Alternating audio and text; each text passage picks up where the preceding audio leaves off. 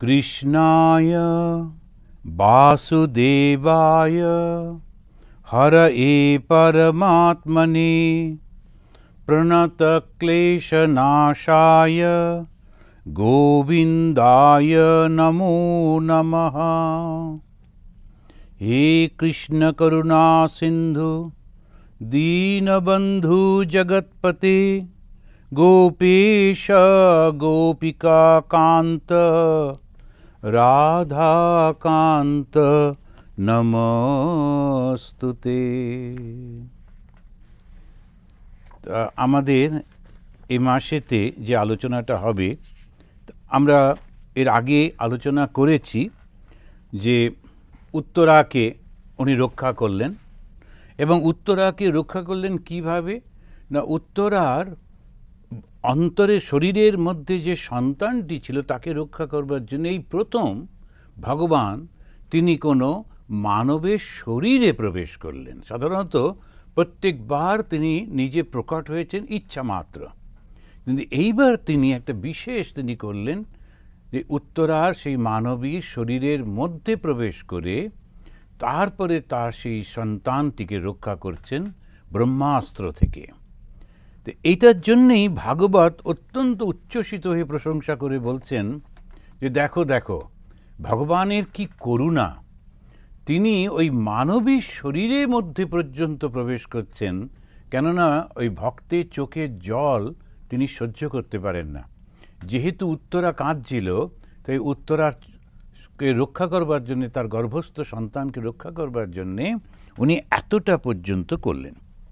তো পঞ্চপাণ্ডবকে, তাদের উত্তর পুরুষ এই উত্তরার গর্ভস্থিত পরীক্ষিতকে রক্ষা করে তা পরম দয়ালু শ্রী ভগবান যখন রথে উঠতে যাচ্ছেন, তখন মাতা কুন্তী তিনি এসে স্তব করছেন। মাতা কুন্তী খুব সুন্দর করে স্তব করে বলতে লাগলেন, প্রথম স্কন্ধ 8ম অধ্যায় 17 থেকে 42 এই এতগুলি শ্লোকের মাধ্যমে 25টা-26টা শ্লোকের মাধ্যমে কুন্তী ওইটা বলছেন। এইটা কিন্তু ভাগবতের একটি বিখ্যাত অংশ। যারা খুব ভক্ত, যারা ওই ভাগবত পাঠটাঠ করেন, এইটা খুব বিশেষ করে ওরা পড়েন। কেন না, যেহেতু ওই কুন্তী তিনি এটাকে বলছেন ভালো করে। আর বলতে গিয়ে প্রথমেই তিনি বলছেন ওই 17 নম্বর শ্লোকেতে, নমস্যে পুরুষং ত্বা আদ্যম ঈশ্বরম প্রকৃতে পরম অলক্ষ্যম সর্বভূতানাম অন্তর্বহি অবস্থিতঃ। তো এই যে মাতা কুন্তী, তাকে কিন্তু খুব একটা আমরা তপস্যা করতে দেখি না, যে তিনি খুব তপস্যা করছেন ঈশ্বরের, এরকম কোনো কিছু কিন্তু হচ্ছে না।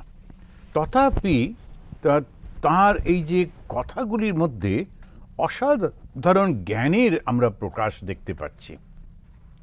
তো কি জ্ঞানের প্রকাশ দেখতে পাচ্ছি, তিনি তার ছেলের থেকেও ছোট, ছেলের বয়সী বলা যায় কৃষ্ণ, আর শুধু তাই না, সম্পর্কে ভাইপো, ভাইয়ের ছেলে, কিন্তু তাকে এসে সবার সামনে তিনি বলছেন, আমি তোমাকে প্রণাম করছি, নমস্তে আদ্যম ঈশ্বরম প্রকৃতে পরম পুরুষম। এখন কেন না, তখন তো সবাই অবাক যে কি কথা, কুন্তী দেবী কেন কৃষ্ণকে প্রণাম করছেন? তখন পরিষ্কার করে বলছেন, পুরুষম ত্বা আদ্যম ঈশ্বরম প্রকৃতে পরম।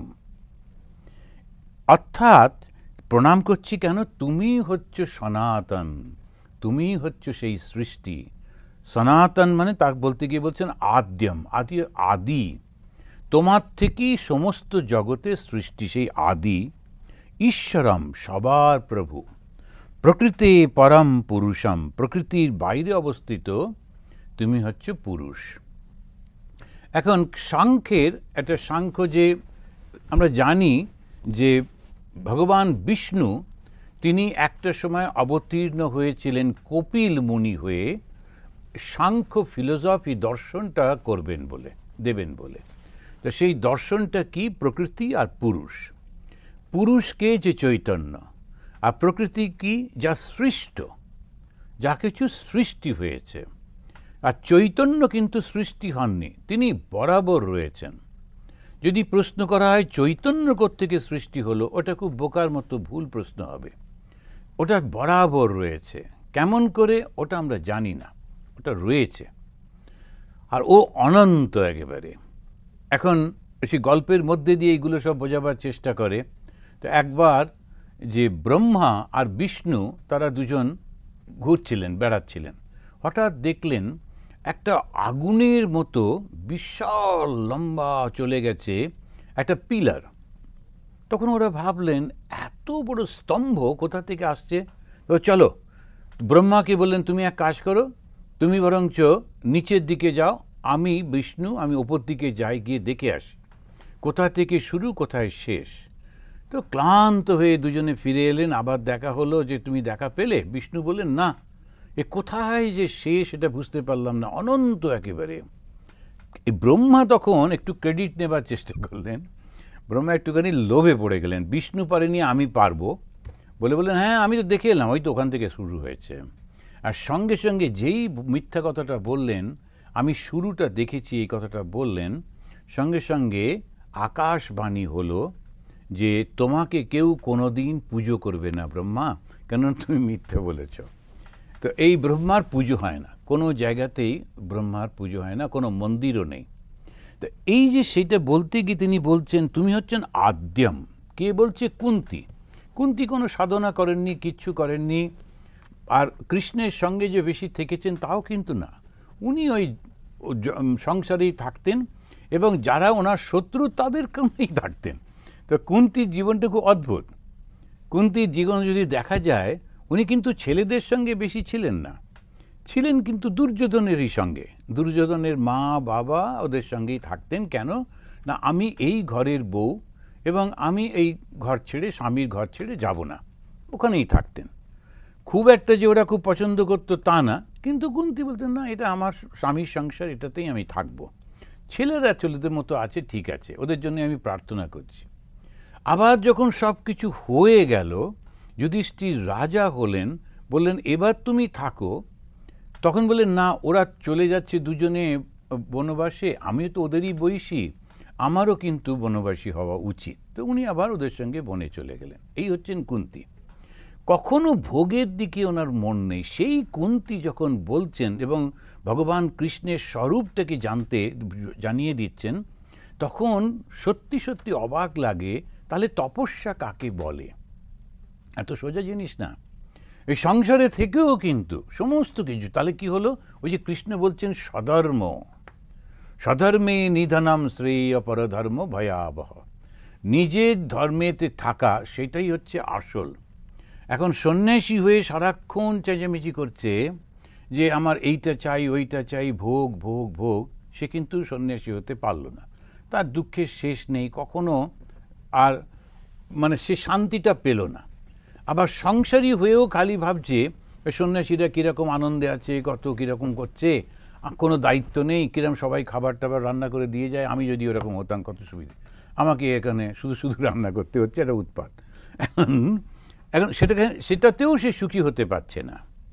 সেই জন্যে সধর্ম হচ্ছে একবার যখন ডিসিশন নিয়েছি ওখানেই থাকবো, ওটাকেই আমি স্বর্গ বানিয়ে ফেলবো।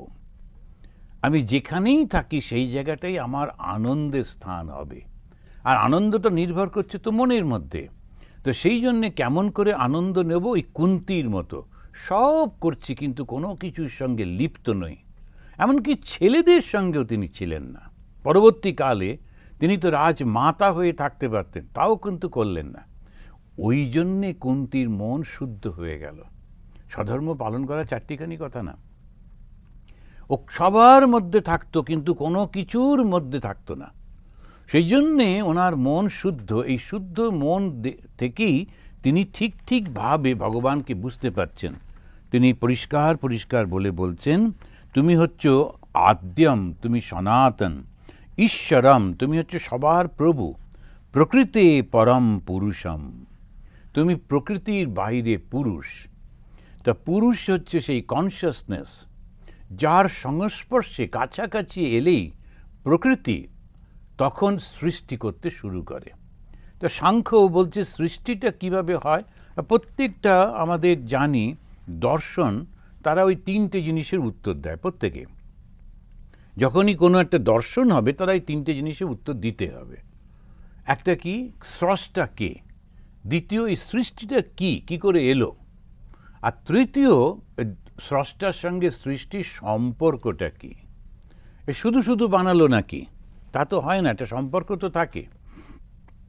তা স্রষ্টা, সৃষ্টি আর স্রষ্টা সৃষ্টির মধ্যে সম্পর্ক, এই তিনটে জিনিসের উত্তর দিতেই হয়।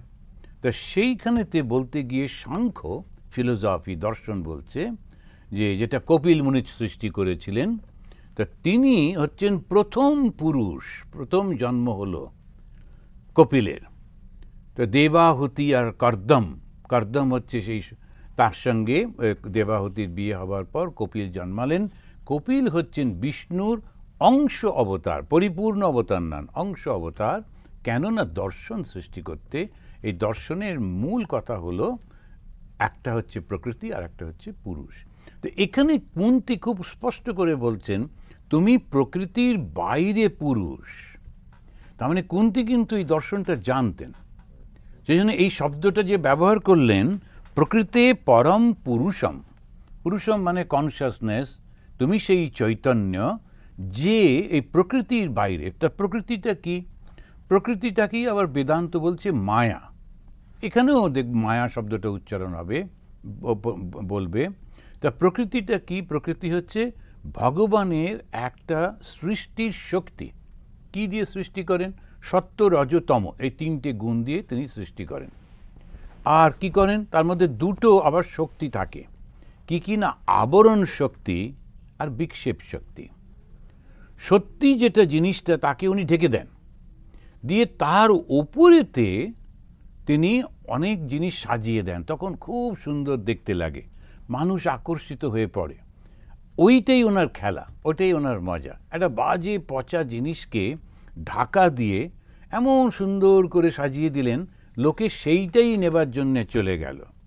সেই জন্যে বলে না যে অনেকে যারা ভালো চেনে না, জহরটা বুঝতে পারে না, একই রকম দেখতে লাগে চকচকে কাঁচের, কিন্তু আসলে তারা হয়তো কাঁচের কতগুলো পুঁথি তুলে নিল, সত্যি সত্যি কস্টলি যে এগুলো ছিল সেই জিনিসটা নিতে পারলো না, যে স্টোনগুলো সেটা চিনতে পারলো না।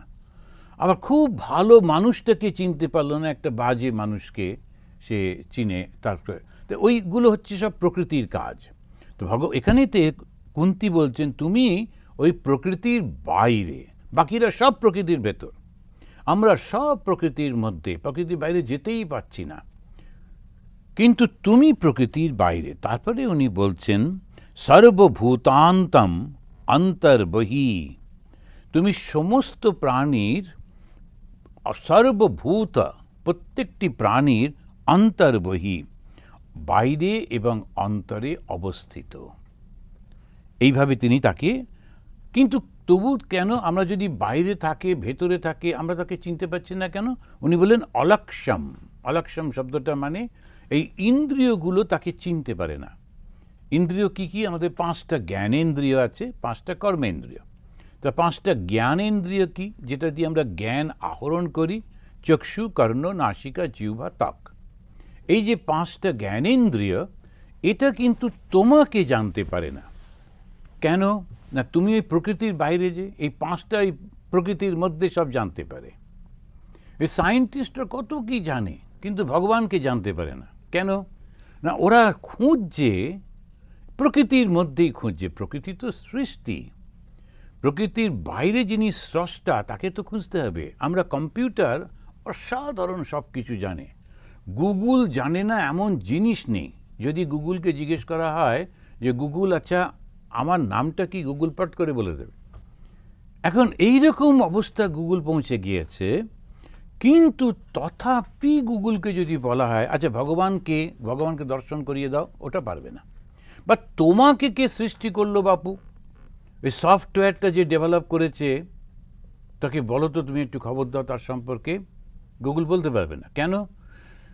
যদি সেই যে সফটওয়্যার ডেভেলপার সে যদি নিজের সম্পর্কে ওখানেতে তার সমস্ত ডেটা ফিড না করে থাকে, তাহলে ওটা পারবে না। কেন? ওটা ক্রিয়েটেড। ভীষণ বুদ্ধিমান। এখন তো কেউ লাইব্রেরিতে যায় না, কোনো কিছু হলেই পটাং করে। আর আমাদের বক্তৃতা দেওয়া এত অসুবিধা হয়েছে যে কিছু একটা রেফারেন্স দিলাম, ওখানে পটাং করে বললো না মহারাজ এটা তো এই, আরে এক্ষুনি গুগল করার কী দরকার, আমি চলে যাই তারপর করো। কিন্তু এখন ভীষণ একদম প্রত্যেকটা জিনিস ধরে ফেলছে, একবারে সব হাতের কাছে, হাতের মুঠোয় সব কিছু। কিন্তু তথাপি গুগল তার নিজের স্রষ্টাকে বলতে পারবে না। কেন? যদি না স্রষ্টা ধরা দেন।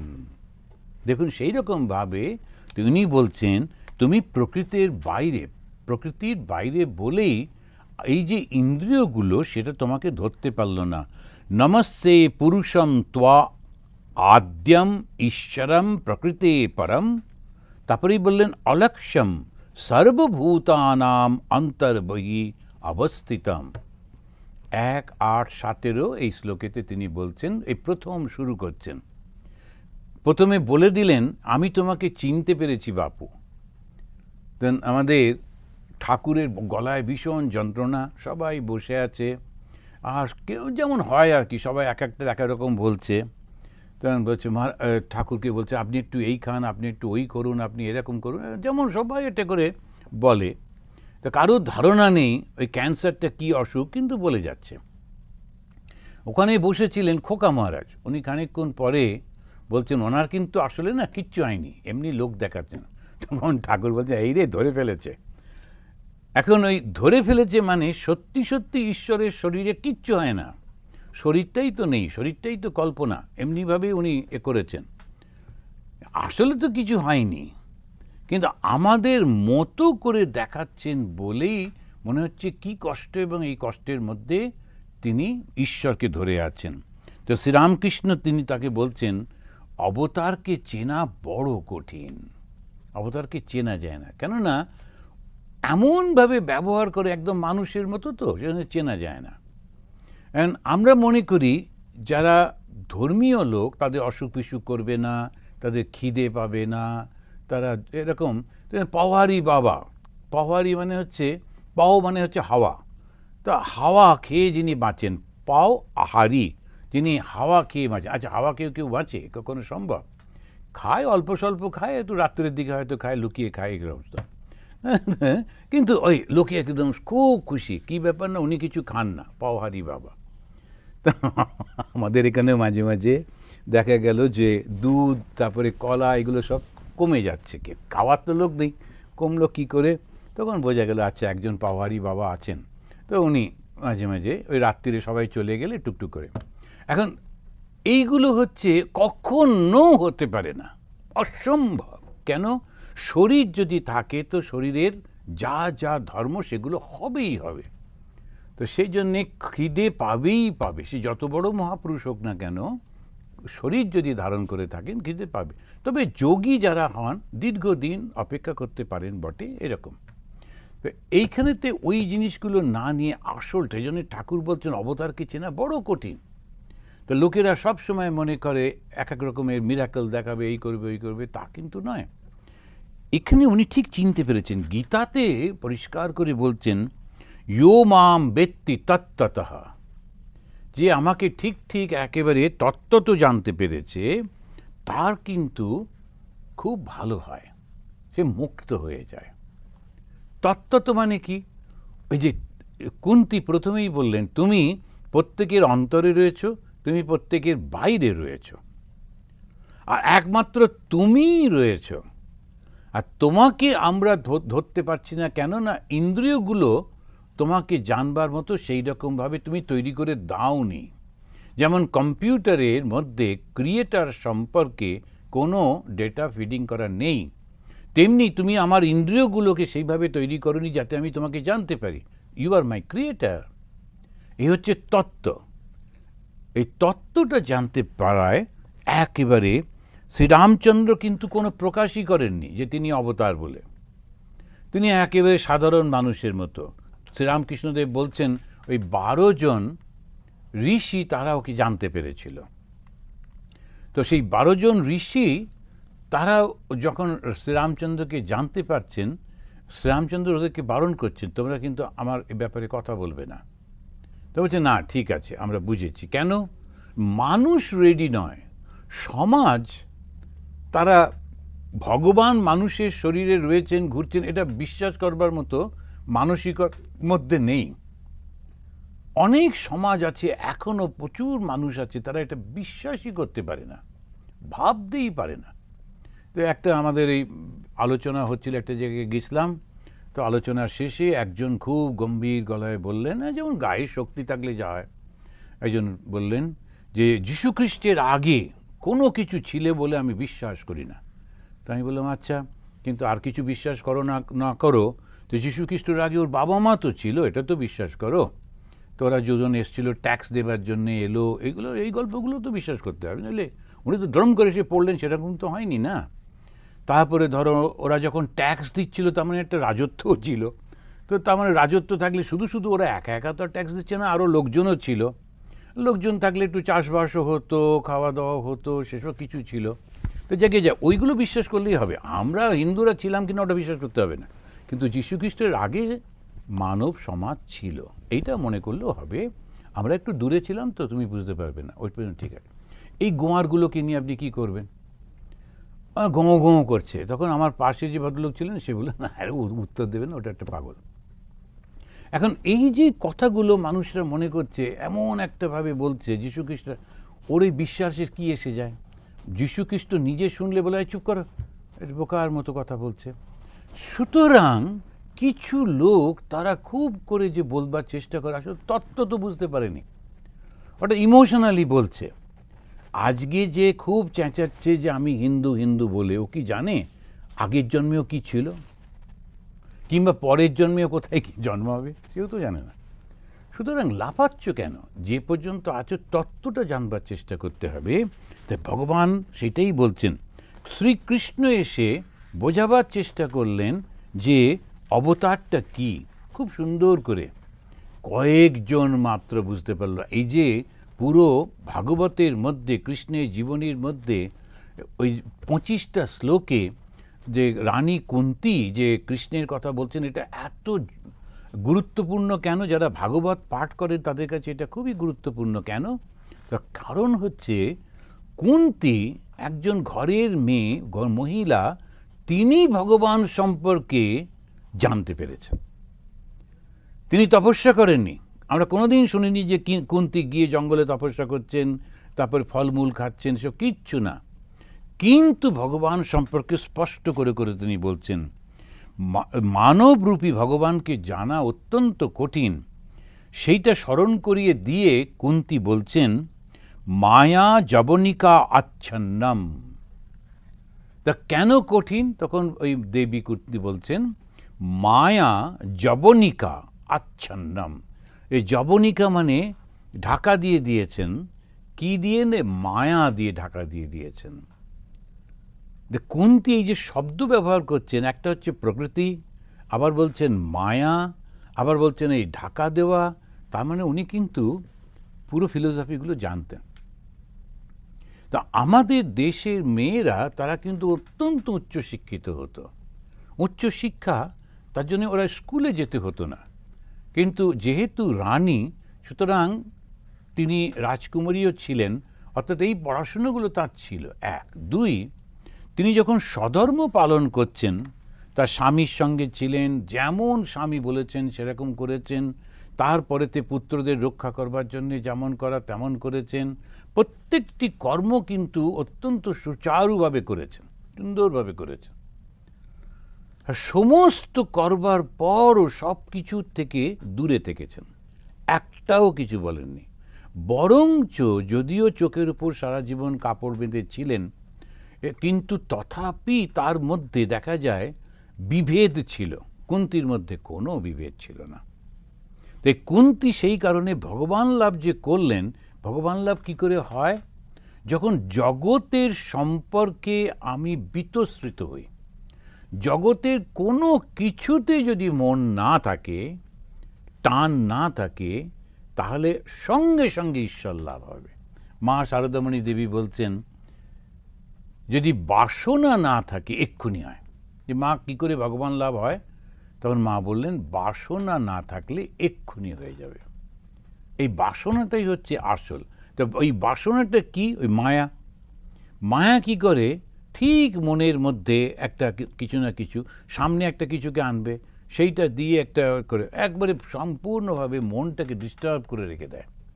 হয় খুব প্রশংসা, নয় খুব নিন্দা, নয় লোভ, নয় ক্রোধ, কিছু না কিছু করে মনটাকে ও একেবারে বিচ্ছিন্ন করে রাখবেই রাখবে। ওটাই ওর খেলা। আর আমাদের কাজ কি? যারা ভগবানের দিকে আমরা এগিয়ে যাচ্ছি, যারা চেষ্টা করছি ঈশ্বর লাভে, আমাদের কি কাজ? ওইটাকে বুঝে ওর থেকে আমি এফেক্টেড হব না, তাহলেই হলো। তো ওই রকমভাবে যদি আমরা করতে পারি, কুন্তী বলছেন মায়া যবনিকা আচ্ছন্নম, মায়ার দ্বারা আচ্ছাদিত। এই মায়াটা কি? শঙ্করাচার্যের মতো মানুষও বলছেন ওকে ব্যাখ্যা করা যায় না। কেননা ওটা এমন একটা যে তুমি ওকে ব্যাখ্যা করতেই পারো। যেমন গায়ে যখন হাওয়া লাগছে, আমরা বেশ বুঝতে পারছি হাওয়া লাগছে। এবার তুমি হাওয়াটাকে ধরে দেখাও, ছবি তুলে দেখাও, না, এটা পসিবল নয়, কিন্তু বেশ বুঝতে পারছি। আর কি করে আমরা বুঝতে পারি? তখনও বলছেন যখন একটা হাওয়া চলে, গাছের পাতা নড়ে, কাপড়গুলো নড়ে, তখন বোঝা যায় এরকম হাওয়া চলছে। তো মায়ায় আচ্ছন্ন তুমি কি করে বুঝবে? ও কিছুতেই ওই ভুল ধারণা থেকে বেরোবে না। যেটা ভুল ওর সেটাতেই ও যাবে। ওই একটা আকর্ষণের মধ্যে পড়ে যায়, ভীষণ সমস্যা হয়ে যায়। ওই আজকাল ওই হিন্দি সিনেমা টিনেমাগুলোতে আর তো কোনো কাজ নেই, সুতরাং শরীরটা যায় কোথায়? মনটা যায় কোথায়? শরীরে। তারপরে ওই যে সিনেমা যারা করেন তারা ওই থোড়বড়ি খাড়াবড়ি তো ওই শরীরটাকেই নানা রকমভাবে দেখাচ্ছেন, আর কোনো উপায় নেই। সুতরাং এই অল্প বয়সী যারা, তারা ওই প্রকৃতির পাল্লায় পড়ে ওই রকমই মনে করছে যে আমরা একটা সিনেমা আর্টিস্টের মতো। এসব করতে গিয়ে কত রকম উৎপাত করছে। এগুলো কি? মায়া। কোনো কারণ নেই। সে একটি মেয়েকে তার পছন্দ, সেই মেয়েটির সঙ্গে অন্য কারোর বিয়ে হচ্ছে, তুই বাবু চাকরি বাকরি করিস না, বেকার, বিয়ে করে তারপরে খাওয়াবি কি? এটা কি সিনেমা যে বিয়ে করলে হলো তারপরেই নাচ গান হবে? অত সোজা? ও কিছু না পেয়ে ও গিয়ে অ্যাসিড দিয়ে দিল, সে মেয়েটা সারা জীবন কষ্টে মরল, এও গিয়ে জেলখানায় বসলো। তো ওর জীবনটা কি হবে? আর কোনো কিছু পেল না। কেন? ওই মায়া। কি অদ্ভুত একেবারে অবস্থা। এবারে যখন আবার চেঁচামেচি মারামারি করে যদি বা বিয়ে হলো, 3 বছর পর ঘুরে বেড়াচ্ছে কি হলো না কি করে ডিভোর্স করা যায়, এখন উকিল খুঁজে বেড়াচ্ছে। কেন? এত তো ঘোরাঘুরি করছিলে, এখন কি আবার হলো? ওই মায়া। কিছু অদ্ভুত এই মায়া, যেটা যাহা চাই তাহা ভুল করে চাই, যাহা পাই তাহা চাই না। রবীন্দ্রনাথ বলছেন যাহা চাই তাহা ভুল করে চাই, যাহা পাই তাহা চাই না। এখন সেই জন্যে এইটাকে খুব সুন্দর কি করে করা যায়, যদি ওটাকে ঈশ্বর দৃষ্টিতে দেখা যায়, বাস তাহলেই কিন্তু সবটা পাল্টে যাবে, সমস্ত কিছু পাল্টে যাবে। ঈশ্বর দৃষ্টিতে দেখলেই পাল্টে যাবে। আমরা সারা জীবন, অন্তত আমার জীবনে আমি ঘোরাঘুরি খুব কম করি, ঘরের মধ্যেই থাকি। যখন প্রথম অদ্বৈত আশ্রমে জয়েন করেছিলাম, প্রায় 9 বছর 10 বছর একটা ছোট্ট ঘরের মধ্যে প্রুফ রিডিং করতাম। আগে প্রথম দিকে একটু অন্যরকম, তারপরে প্রুফ রিডিং।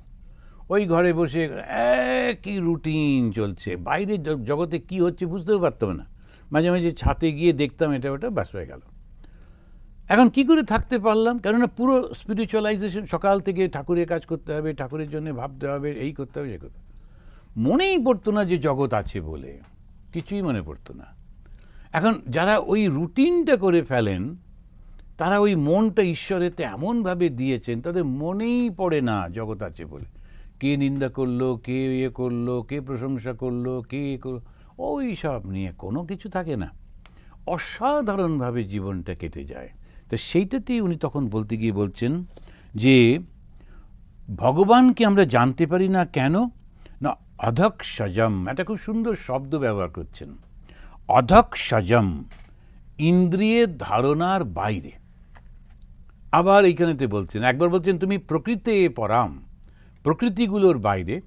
আবার এখানেতে বলছেন 18 নম্বর শ্লোকে বলছেন তুমি হচ্ছে অধক্ষজম। অধক্ষজম মানে হচ্ছে তুমি ইন্দ্রিয়ের বাইরে। চোখ দিয়ে দেখা যায় না, কান দিয়ে শোনা যায় না, হাত দিয়ে ছোঁয়া যায় না। তখন ঠাকুর বলছেন সব হয়, তবে কি জানো, এসব ইন্দ্রিয়গুলো পাল্টে যায়। তখন ওই চোখটা পাল্টে যায়, কানটা পাল্টে যায়, তখন সে শুনতে পায়, তখন সে দেখতে পায়, তখন তাকে স্পর্শ করতে পারে। তো আমাদের ঠাকুরের কাছে একজন মহিলা এসেছিলেন, তো উনি শুনেছেন একজন খুব মহাপুরুষ দক্ষিণেশ্বরে আছেন, আর উনি থাকেন দক্ষিণেশ্বর থেকেই কাছাকাছি। তখন ভাবলেন আচ্ছা আমি গিয়ে একবার দেখা করে আসি।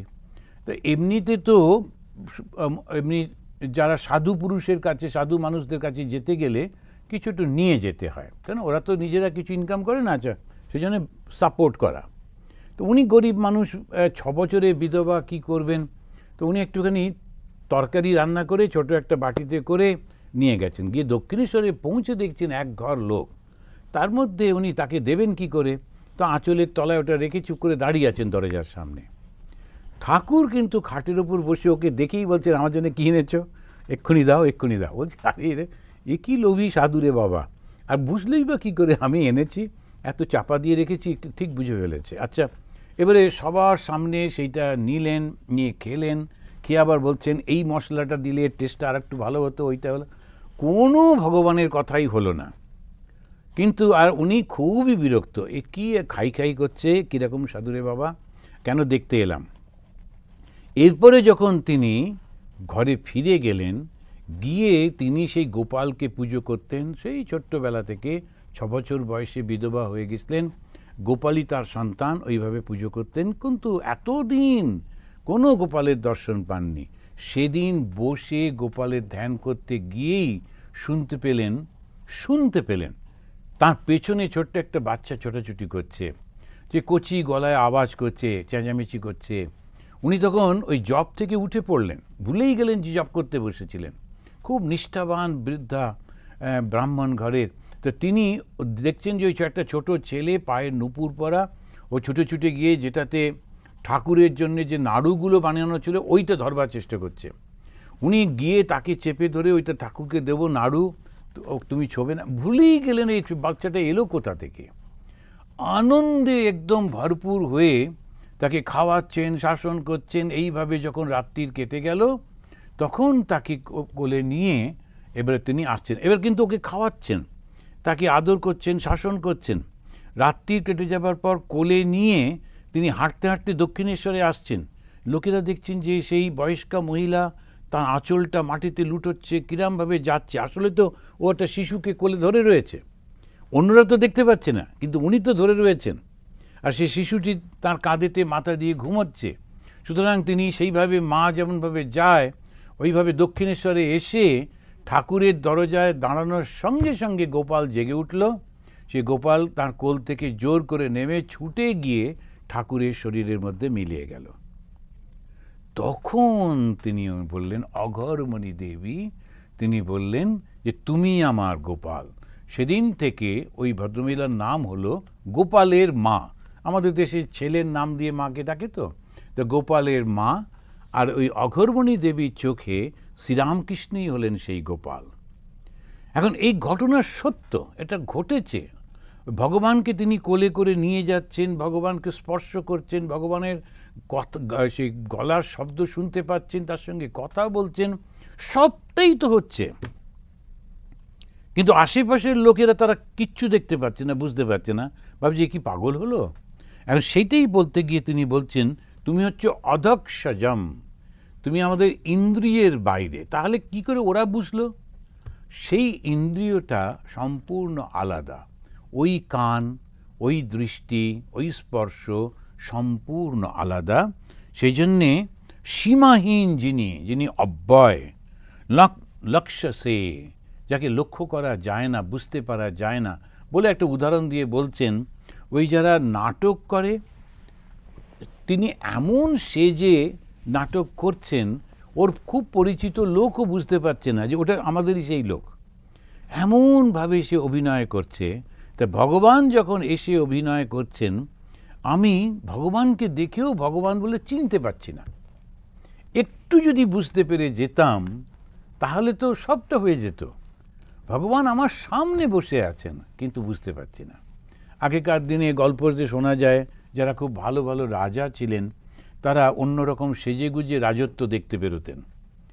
এখন অন্য লোকেরা ওই রাজা সম্পর্কে নানান কথা বলছে, কি ভালো রাজা, কিন্তু ওর মন্ত্রীটা মহাবদ, ও আমাদের এরকম করেছে এরকম করে। রাজা সব খবর পেয়ে যাচ্ছেন। তারপরে এই তো এরকম করে করে রাজা সব খবর নিয়ে এসে পরে শাসন করতেন, কারণ তখনকার দিনে তো এই অন্য ইনফরমেশন এত পাওয়া যেত না, ভালো রাজারা এরকমভাবে। কিন্তু রাজা যখন সেজে যাচ্ছেন, ওরা লোকেরা রাজাকে পাশে পেয়েও চিনতে পারছে না। অভিনেতা যখন ওরকম অভিনয় করছেন, আমরা একেবারে পরিচিত লোককেও চিনতে পারছি না। ভগবান যখন অবতার হয়ে এসে লীলা করছেন, সেই ভগবানের সঙ্গে বসে ভগবানের কথা আলোচনা হচ্ছে। একদল লোক তারা ঠাকুরকে দেখা করতে গেছেন, গিয়ে যেই ঠাকুর সন্ধে হয়েছে, শাঁখ বেজেছে, অমনি তারা পকেট থেকে জপের মালা বের করে হাতে জল টল নিয়ে বসে গেছে, ওম বিষ্ণু করছে। ঠাকুর বলছেন এখানে আবার ওসব কেন? কিন্তু ও তো বুঝতে পারছে না, ভগবানের সামনে বসে ভগবানকে চোখ বুজে ডাকছে। আরে চোখটা খোল, চোখটা খুললেই তো ভগবানকে, কিন্তু না, ও বুঝতেই পারছে না। স্বয়ং ভগবান সামনে বসে আছেন, সে বুঝতে পারছে না। কিন্তু কে বুঝলো? গিরিশ ঘোষ। মত্তৎ খেত বটে, কিন্তু এমন ভক্তি ছিল, ঠাকুর বলছেন 16 আনা বিশ্বাস। সেজন্য যখন ওই ঠাকুরকে পুজো করতে হবে, শ্যামপুকুর বাটিতে মা কালীর পুজো, সব কিছু ব্যবস্থা রয়েছে, অন্য ভক্তরা বসে আছে, কিন্তু ঠাকুর একদম সমাধিতে। গিরিশ ঘোষ এসে হন্তদন্ত হয়ে বলছেন, এই পুজোর সময় হয়ে গেল, তোমরা পুজো করছো না? বলছেন মূর্তি তো নেই, মা কালীর মূর্তি নেই, পূজারই নেই, কি করে পুজো হবে? আমরা তো সব জিনিসপত্র গুছিয়ে এনে বসে আছি। গিরিশ বলেন, ওরে তোমরা এত বোকা, এই তো মা কালী। ভগবান শ্রীরামকৃষ্ণকে বসে আছেন, তখন এই সমস্ত ফুলগুলো হাতে নিয়ে জয় মা কালী বলে ঠাকুরের পায়ে দিলেন। ঠাকুর আরও সেই একেবারে নিশ্চল সমাধির মধ্যে, আর প্রত্যেকের মনের মধ্যে সেই পূজা করার, ভগবান দর্শন করার উপলব্ধি হচ্ছে, আনন্দ হচ্ছে। এই ভগবানকে যে গিরিশ ঘোষ দেখতে পেলেন, বুঝতে পারলেন, কেননা ওই প্রচণ্ড বিশ্বাস থেকে। বাইরে ওর জীবনেতে ও মদ খেত, নাটক করত, সবার সঙ্গে ঝগড়া করত, কিন্তু ভেতরে কি প্রচণ্ড ভক্তি ছিল, সেই জন্যে সেটা সম্পূর্ণ অন্য। এটাতেই আমরা বুঝতে হয় তুমি হচ্ছে ইন্দ্রিয়ের ধারণার বাইরে, তাই জন্যে তোমাকে বুঝতে পারে না। তাহলে কি কেউ বুঝতে পারে না? তখন উনি বলছেন, পরবর্তী 19 নম্বর শ্লোকে উনি বলছেন, তথা পরমহংসানাম মুনীনাম অমল আত্মানাম ভক্তি যোগ বিধানার্থম কথম পশ্যেম হি স্ত্রিয়ঃ। এবারে নিজেকে খুব একদম, আমি কি করে বুঝবো, আমি তো একজন মহিলা, আমার পক্ষে কি বোঝা সম্ভব? কে তোমাকে বুঝতে পারে? তোমাকে বুঝতে পারে পরমহংসানাম। পরমহংস কারা? যারা জীবন মুক্ত। ওই রামকৃষ্ণ মিশনের সিম্বলটা দেখেছেন তো, একটা বিরাট বড় হাঁস মাঝখানে। ওই হাঁসটা কেন? যে সবাই গিয়ে যারা, আচ্ছা হাঁস কোথায়? রামকৃষ্ণ মিশন বেলুর মঠে এটা হাঁসের চিহ্ন, কোথায় হাঁস পালন করে? বলে হাঁস পালন করে না, হাঁসটা হচ্ছে একটা চিহ্ন, তা যেখানে জলেতে থাকে কিন্তু জল ওকে ভেজাতে পারে না, ওই জন্যে চিহ্ন। হিন্দু ধর্ম এতটা চিহ্ন, সবটাই হচ্ছে সিম্বলিক। হিন্দু ধর্মে প্রচণ্ড সিম্বলিক। তো যারা প্রচণ্ড বুদ্ধিমান, তারা ওই প্রচণ্ড সিম্বলিক ব্যাপারটা ব্যবহার করে, সব কিছুই অল্প অল্প করে, তাতেই বুঝে যায়। তো যখন ওই সিম্বলিক জিনিসটা হচ্ছে কি না, পরমহংস। পরমহংস মানে জলে থাকে কিন্তু জল লাগে না, তেমনিভাবে এরা সংসারে থাকে কিন্তু সংসার ওদেরকে স্পর্শ করতে পারে না, তারা হচ্ছে পরমহংস। মুনি নাম, মননশীল যারা, সারাক্ষণ যারা চিন্তা করছেন। অমল, অমল মানে পবিত্র, আত্মা নাম, যাদের মনগুলো শুদ্ধ পবিত্র হয়ে গেছে। অ্যান্ড শুদ্ধ মানে কি? ওই বারবার আমি যেটা বলি, শুদ্ধতা মানে যার মধ্যে কোনো বাসনা নেই, অহংকার নেই। অহংকারহীন হওয়া মানেই শুদ্ধতা। যখনই অহংকার থাকে সেটা অশুদ্ধ। যখন আমার মনের মধ্যে জগতের বাসনা থাকে সেটা অশুদ্ধ। এমনি বাকি জিনিসে যত কিছু দেখি, ওটা শুদ্ধ অশুদ্ধতার কোনো ব্যাপার নেই, ওগুলো আমরা মনে করি। যে স্নান করুক আর না করুক, মনের মধ্যে একেবারে সদা সর্বদা সে ঈশ্বরের ভাবনা, কোনো অহংকার তার মধ্যে নেই, ও হচ্ছে সম্পূর্ণ শুদ্ধ। তো এই শুদ্ধ যারা অমল আত্মানাম, এই ধরনের যারা পুরুষ, তারাই তোমাকে কিন্তু জানতে পারে। তবু তুমি মানব রূপ ধারণ করেছো কেন? তখন উনি বলছেন, ওই মানুষগুলোকে ভক্তিযোগ শেখাবার জন্যে তুমি অবতীর্ণ হয়েছ। এখন জগৎটা ভগবান কেন সৃষ্টি করলেন? তো সৃষ্টি করলেন যাতে তিনি লীলা করতে পারেন। ওর খুব ইচ্ছা বেশ সুন্দর হবে। তো এই লীলা করতে গিয়ে তিনি নানান রকমের মানুষ তৈরি করেছেন বটে। এবার মধ্যে যারা ওই জ্ঞানী, তারা ভগবানকে জেনে গেলেন, গিয়ে চুপ করে বসে আছেন। ওটা ভগবানের পছন্দ হচ্ছে না। এগুলো হাঁ করে চুপ করে বসে আছে, আমার জন্যে কাঁদবে, আমার জন্যে রান্না করে আনবে, আমার জন্যে গান করবে, আমার কথা আলোচনা করবে। এটি কি কথা? এরা কেউ কিছু করছে না, চুপ করে বসে আছে, কেননা ওরা সব জানে ভগবান সম্পর্কে।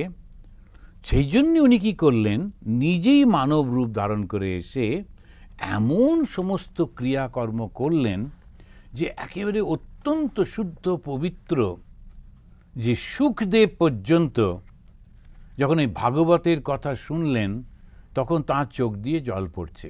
এই ভাগবত প্রচার করলেন সুখ, যিনি একেবারে আধ্যাত্মিক জ্ঞানে পরিপূর্ণ এবং জ্ঞানী পুরুষ।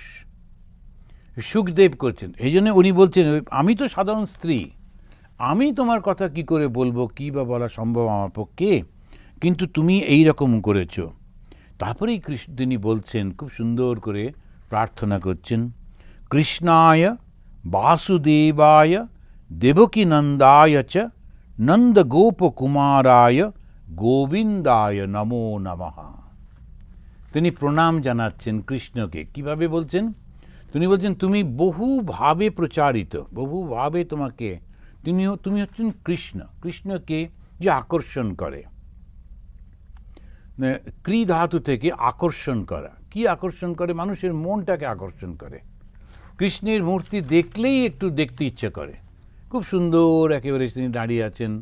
তো সেই জন্যে ওই ছোট ছোট যে কৃষ্ণের শিশু, যে কৃষ্ণকে দেখা যায় বালকৃষ্ণ, লোকের একদম খুব স্নেহ চোখে দেখে। শুধু তাই না, আবার একটু আবার ঝোলনাতে বসিয়ে রাখে। হিন্দু টেম্পলে আছে, ও ছোটো বসে আছে, ও দোল খেতে ভালোবাসে।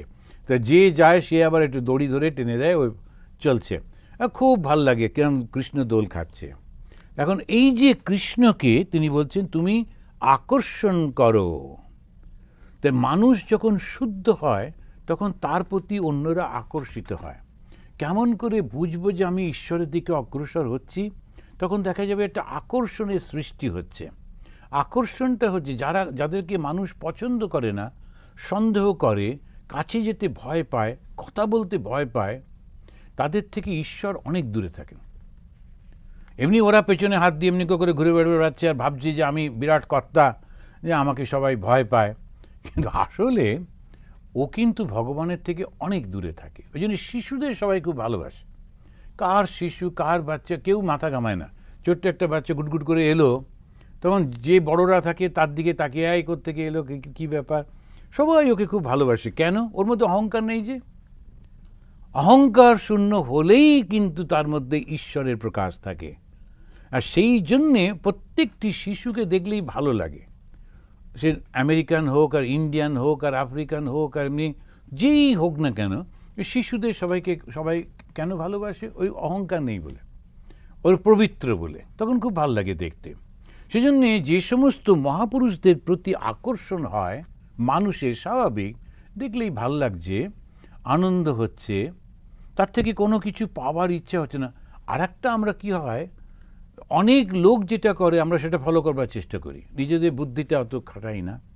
তা ওরা তখন কি করে, ওরা কিছু চালাকি লোক করে, ওরা ওটাকে আবার একটা পপুলারাইজ করবার চেষ্টা করে। ওরা পয়সা খরচা করে নানান রকম অ্যাডভার্টাইজ করে, প্রচুর লোককে নিয়ে আসে পয়সা খরচা করে। যেমন এই পলিটিশিয়ানরা করে, বক্তৃতা দেওয়ার আগে গ্রাম থেকে ওদেরকে নিয়ে আসে গাড়ি করে, খাওয়া দেয়, পয়সা দেয়, দিয়ে বক্তৃতা দেয়। ওরা অবশ্য বক্তৃতা শোনে না, কিন্তু তবু লোককে দেখালো 10,000 লোক এসেছিল। এমনিভাবে ধর্ম যারা বিক্রি করে তারাও কিন্তু ওইসব লোকজন জোগাড় করে দিয়ে দেখায়। তখন ওখানে গেলে প্রচুর লোক দাঁড়িয়ে আছে, বাবা, তখন মনে হয় বিরাট লোক আছে, আমিও যাই। ওখানে খুব সাবধান থাকতে হয়, তা না হলে মুশকিল। ধর্মটাকেও কিন্তু ব্যবসার মতো করে ব্যবহার করে। আর মহাভারতে ওই কারণেতে বলছেন ধর্ম ব্যাপারী, মহাভারতের যুগে বলছে ধর্ম ব্যাপারী, ধর্মটাকে নিয়ে ব্যবসা করছে। তো ওরকম নানান রকম অ্যাডভার্টাইজমেন্ট করে টরে, আর লোকেরা মনে করে আচ্ছা তাহলে গিয়ে দেখে আসি। সেরকম না, যখন ওর কাছে আকর্ষিত হচ্ছে ভক্তি যোগ, সেটার জন্য তিনি যাচ্ছেন। তখন বলতে গিয়ে বলছেন কৃষ্ণায় বাসুদেবায়, বসুদেবের পুত্র তুমি, দেবকী নন্দায়, তুমি দেবকী নন্দন, আর সঙ্গে সঙ্গে নন্দগোপ কুমারায়, যে নন্দগোপ যিনি ওকে ফস্টার ফাদার, তার তুমি কুমার। তারপরেই বলছেন গোবিন্দ, প্রথমে বললেন কৃষ্ণ, তারপরে বললেন গোবিন্দ। এদিকে মানুষের নানান রকমের রূপের মধ্যে গিয়ে তিনি বললেন তুমি বসুদেবের পুত্র, তুমি দেবকীর পুত্র, তুমি আমাদের যার হাতে মানুষ হয়েছ নন্দগোপ তার পুত্র, এসব বললেন টললেন। কিন্তু প্রথমেই বললেন কৃষ্ণ, তুমি সকলের মনটাকে আকর্ষণ করো, ভগবান ছাড়া সেটা কেউ পারে না। আর তারপরেই বললেন গোবিন্দ, গোবিন্দ মানে যে প্রত্যেকের মনটা বুঝতে পারে, যার ওই ক্ষমতাটা থাকে মনটা বোঝার, চিন্তাগুলো বোঝার, তিনিই হচ্ছেন গোবিন্দ। তা মাতা কুন্তী শ্রদ্ধা প্রকাশ করছেন, শ্রদ্ধা প্রকাশ করছেন আর কৃতজ্ঞতা প্রকাশ করছেন। এতক্ষণ তিনি ইঙ্গিতে বুঝিয়ে দিলেন, কিন্তু ওর অহংকার নেই, আমি তোমাকে বুঝে ফেলেছি সেটা বলছেন না। খুব একেবারে বলছে আমি তো মহিলা, আমি কি করে তোমায় বুঝবো, এই ঋষি টিষিরা এরা বুঝতে পারে বটে, তবে তুমি এসব বললেন। এরপরে তিনি বলছেন হে ঋষিকেশ, তুমি আমাকে সমস্ত আমার পুত্রগণকে বহু বিপদ থেকে রক্ষা করেছ। 22 নম্বর শ্লোকে তিনি বলছেন অহঞ্চ মুহু বিপদগণাৎ, মুহু মানে অনেক, বহু, অনেক বিপদ থেকে তুমি আমাকে রক্ষা করেছ। অহম চ, আমাকেও, মানে চ মানে আমার পুত্রদেরও। তা আমরা জানি, যারা এই মহাভারতের এই কাহিনীটা জানি, কত রকমভাবে যাদেরকে বিপদে ফেলতো, তো তুমি সমস্ত সময় আমাদেরকে রক্ষা করেছ। তা এই যে তিনি ওই কথাগুলো বলছেন কেন, তার কারণ হচ্ছে কৃতজ্ঞতা প্রকাশ করছেন। তো কৃতজ্ঞ যদি না থাকে, মানুষ যদি কৃতজ্ঞ না হয়, সে মানুষ নয়। স্বামী বিবেকানন্দ বলছেন এসো মানুষ হও, এসো মানুষ হও, কাদেরকে বলছেন? মানুষদেরই বলছেন। তো মানুষ কি, তার মধ্যে দুটো গুণ যদি না থাকে ও কিন্তু মানুষ নয়। খুব শিক্ষিত হতে পারে, খুব বড় অবস্থায় থাকতে পারে, ধনী হতে পারে, খুব সুন্দর দেখতে হতে পারে, খুব ভালো বক্তা হতে পারে, সব হতে পারে, কিন্তু মানুষ না যদি দুটো গুণ না থাকে। কি কি? একটা হচ্ছে শ্রদ্ধা আর একটা কৃতজ্ঞতা। এই যে দুটো পায়ের ওপর মানুষ দাঁড়িয়ে থাকে, একটা শ্রদ্ধা আর একটা কৃতজ্ঞতা। তো শ্রদ্ধা মানে বিশ্বাস। কিসে বিশ্বাস? এ গুরু বাক্যে এবং নিজের প্রতি বিশ্বাস। এইটা হচ্ছে শ্রদ্ধা, পরিপূর্ণ বিশ্বাস। আর দ্বিতীয়টা হচ্ছে কৃতজ্ঞতা।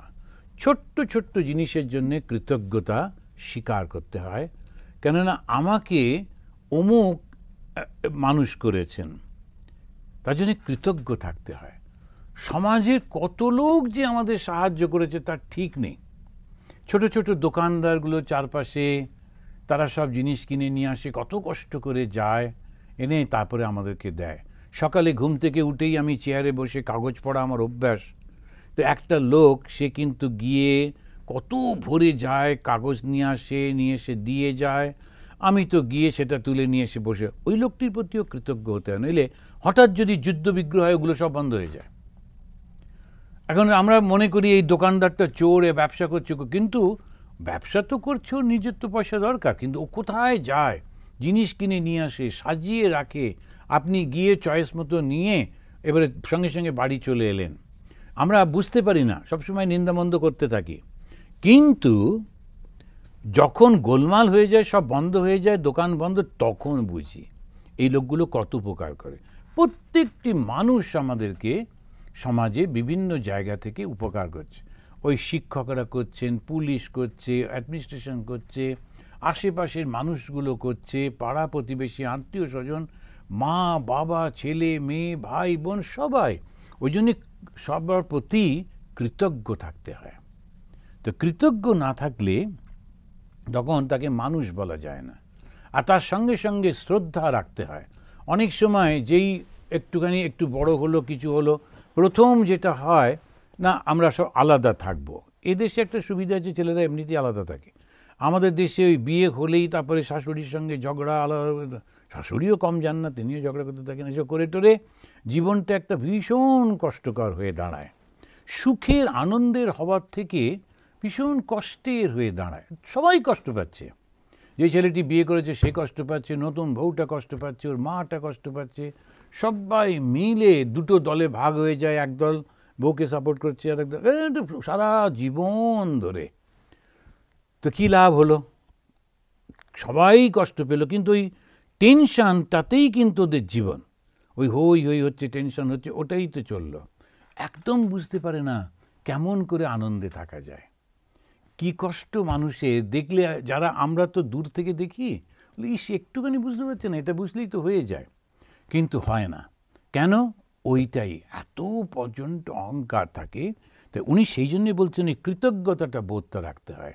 সামান্য কিছু হলেই কৃতজ্ঞ হতে হয়। খুব একটা সুন্দর গল্প পড়েছিলাম, পরে একদিন সেই গল্পটা বলবো। কেমন সুন্দর সেই শাশুড়ি এবং বৌমা, কি অসাধারণ এই ভাবটা আমরা পরে আলোচনা করব। এখন আমাদের শাঁখ বেজে গেল, আর মন্দিরে যেতে হবে। তাহলে আমরা এই পর্যন্ত শেষ করি। কারণ আমরা ওই তিনি বলছেন, কৃতজ্ঞতা প্রকাশ করছেন, তারপরেই বলছেন যে তুমি আমাদের গুরু, তুমি আমাদের সমস্ত কিছু করেছ। আমরা 24 নম্বর শ্লোক থেকে আবার পড়া শুরু করব। তো আজকে আমরা এখানে পেলাম যে অদ্ভুতভাবে অতি সাধারণ একজন নারী, তিনি রানী বটে, কিন্তু তপস্যা তিনি করেননি, কিন্তু তিনি অবতারকে চিনতে পেরেছেন এবং অবতার সম্পর্কে তিনি সেটা ব্যক্ত করেছেন। এখন সেইটা তিনি বলে যাচ্ছেন, তার মানে যে কেউ ঈশ্বরকে জানতে পারে। আমরা এইটা পর্যন্ত পড়ে পরের দিন আবার এখান থেকে শুরু করব। তো শেষ করি 3 বার শান্তি শান্তি বলে। ওম শান্তি শান্তি শান্তি। হরি ওম তৎসৎ।